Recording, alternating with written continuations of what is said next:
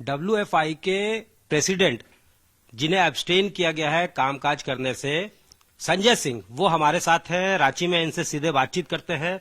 Sir, इस committee को जो है एक लेटर आता है आईएओए को, और ये कहा जाता है कि इसमें इन्फ्लुएंस है जो फॉर्मर ऑफिस बियरर्स हैं उनका, और कहीं ना कहीं आपकी प्रॉक्सिमिटी बताई जाती है ब्रजभूषण शरण सिंह से, जिसके वजह से जो है प्लेयर्स जो है वो इर्क्ट है, ओलंपियंस जो है वो इर्क्ट थे, रिटायरमेंट की घोषणा कर रहे थे।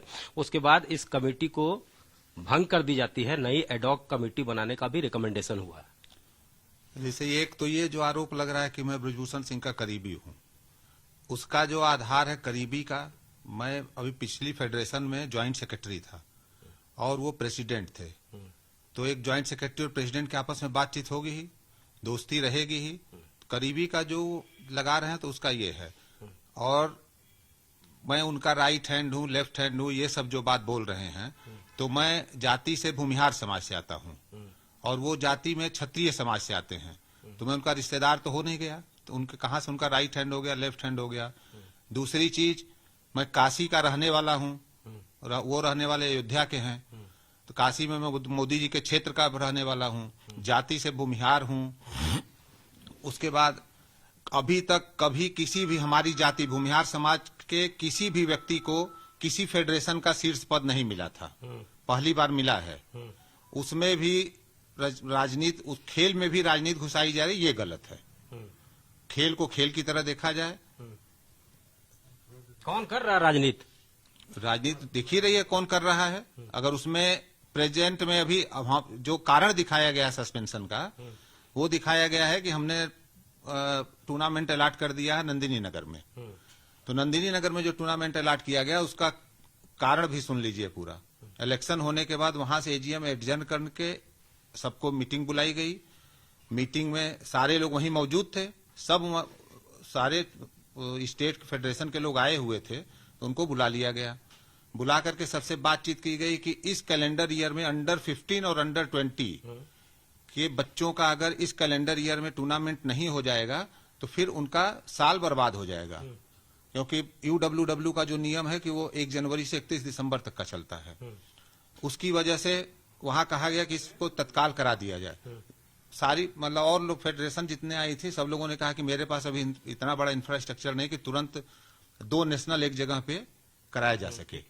तो नंदिनी नगर में इंफ्रास्ट्रक्चर मौजूद है, वहां टाटा का सेंटर है, साई सेंटर है, तो सबकी राय से फिर ये हुआ कि उसको नंदिनी में कर दिया, इसलिए नंदिनी में अलॉट करा दिया गया। जो आरोप लग रहा है कि उनके घर पे किया गया।